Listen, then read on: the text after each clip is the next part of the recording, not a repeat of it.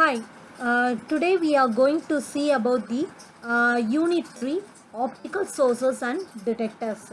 So in this topic we are going to see about the what is optical sources and what are its requirements. Then we are going to see about the intrinsic and extrinsic materials and also the direct band gap and indirect band gaps.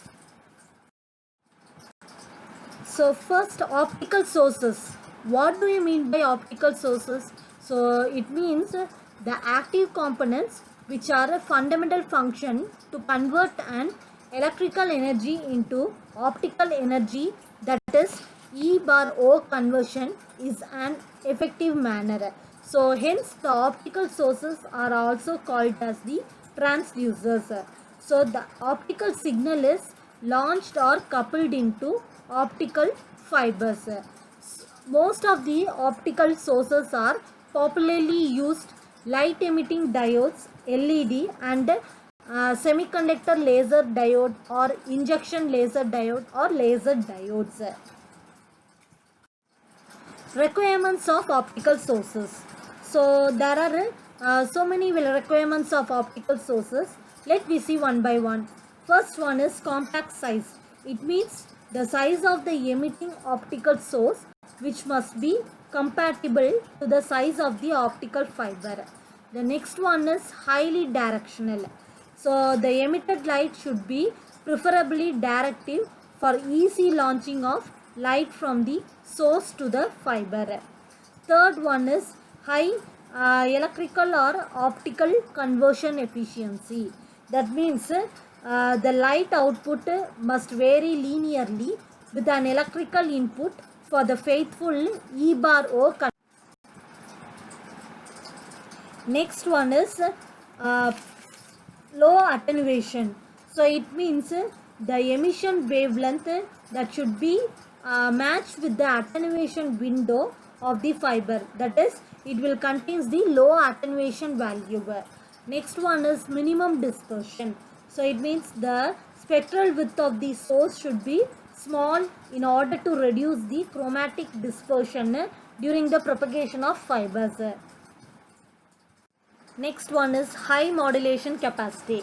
So the source should be large bandwidth in order to meet the large information which will carry the capacity of the fiber. Next one is long life. So the source should be moderately long life, cheap and reliable. So it is essential that the source is comparatively cheap and that it is reliable for the conventional transmission techniques. So here we are using LED for monochromatic incoherent source and laser for monochromatic coherent sources. Next one is intrinsic and extrinsic semiconductors. So intrinsic semiconductors, it means the perfect material that containing no impurities. It is called as an intrinsic material. So a pure semiconductor containing no impurity, that type is known as the intrinsic semiconductor. So the electrons as well as the holes in the intrinsic semiconductors which are generated by the thermal vibrations in the atom. So some electrons in the valence band which will gain enough energy to be excited to the conduction band. So this thermal generation process will create the electron hole pairs, that is every electrons that will move to the conduction band and it leaves a hole pairs. So that type is known as the intrinsic semiconductor. So next one is extrinsic semiconductor.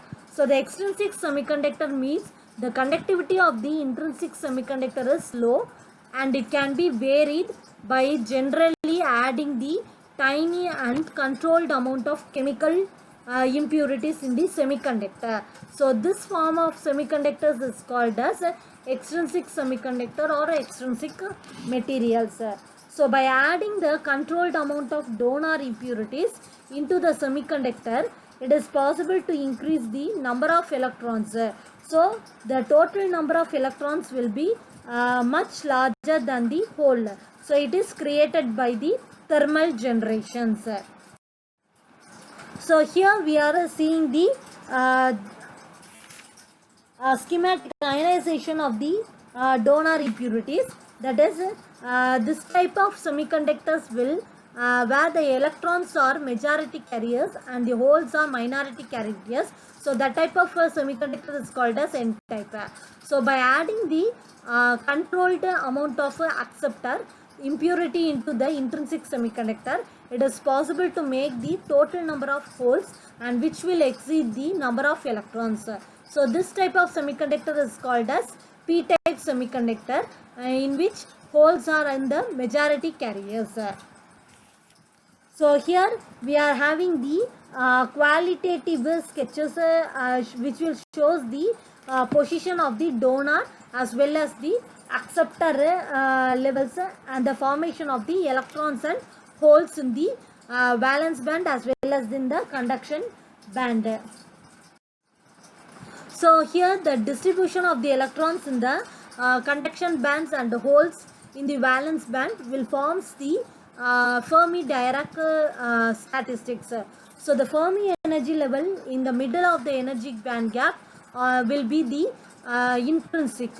So the donor impurities are added to the semiconductor level and the Fermi energy level will move from near the middle of the band gap towards the edge of the conduction band.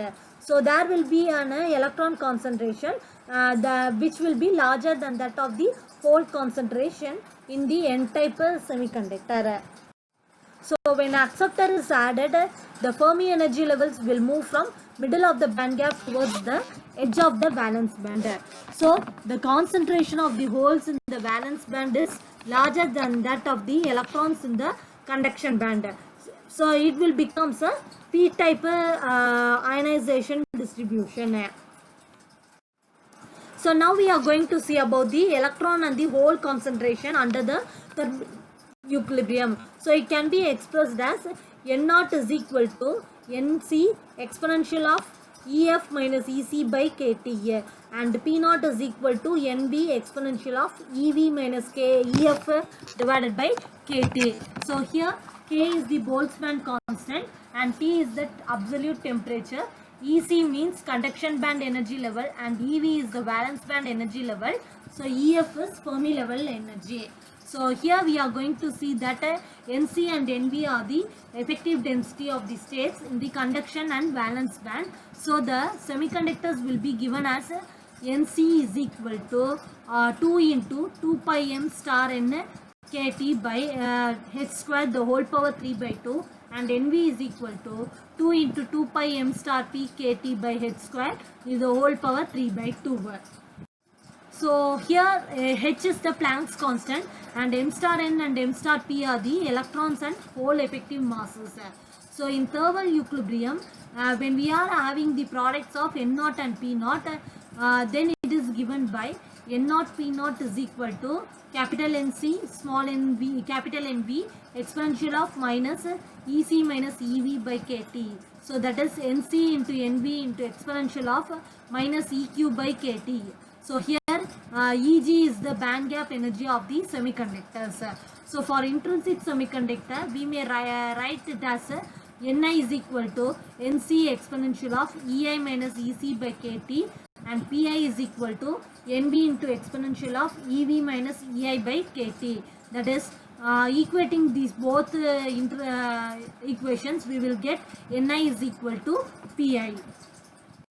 So using the equations 4a and 4b, we will write it as Ni squared, that is equal to Nc Nv into exponential of minus Eg by Kt. So by combining the equation 3 and 6, we may write any semiconductors under the thermal equilibrium condition as Ni squared is equal to N0 P0, that is equal to Nc Nv exponential of minus Eg by Kt. So that is Ni is equal to root of Nc Nv exponential of minus Eg by 2 Kt.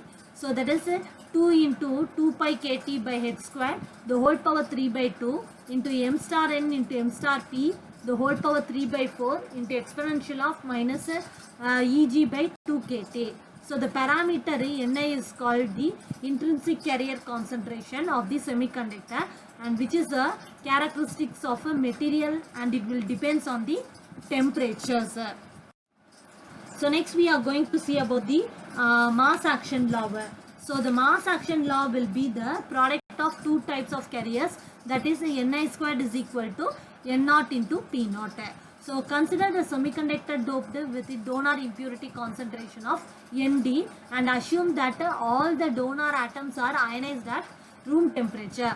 So we may write the equation 9 as N naught is equal to Nd and P naught is equal to Ni squared by N naught, that is equivalent to Ni squared by Nd. So for similarly for p-type semiconductor doped, we may write this equation as P naught is equal to Na, that is Na is a acceptor impurity concentration, and N naught is equal to Ni squared by P naught, that is equivalent to Ni squared by Na. So next we are going to see about the direct and indirect band gaps. So when the electron transition that will take place from to or from the conduction band with the absorption or emission of photons, both the energy and the momentum can be conserved. So depending on the shape of the band gap, the momentum k will be the function that the semiconductors are classified as two types. One is direct band gap material and another one is indirect band gap materials. So let me see one by one in the next slide. So first one is direct band gap materials. So it means an electrons from the conduction band which can recombine with the hole in the valence band and directly emit the light of photon energy Hv. So here the electrons and the holes have same momentum value.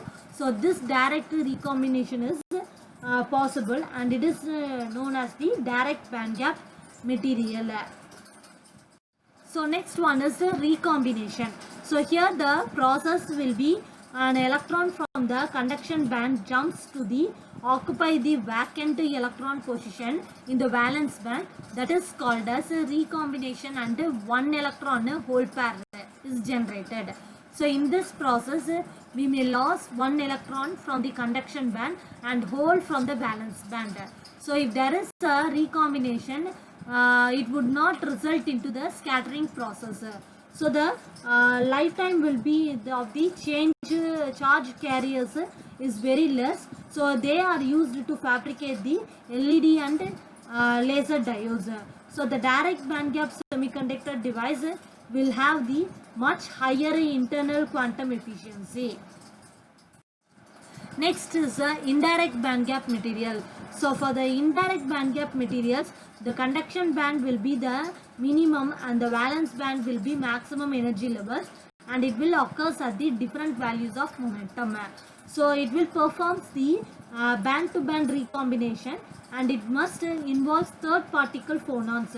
That is, it means crystal lattice vibrations. So it will conserve the photon momentum is very small.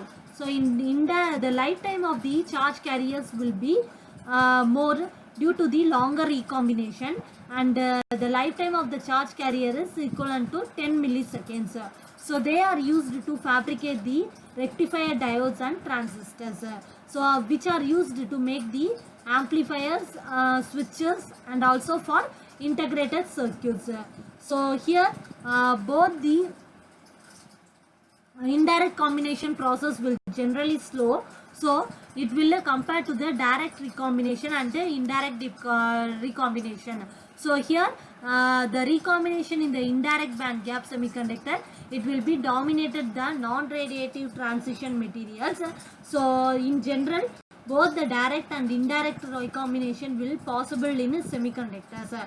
So that will forms the non-radiative recombination transition method. Thank you.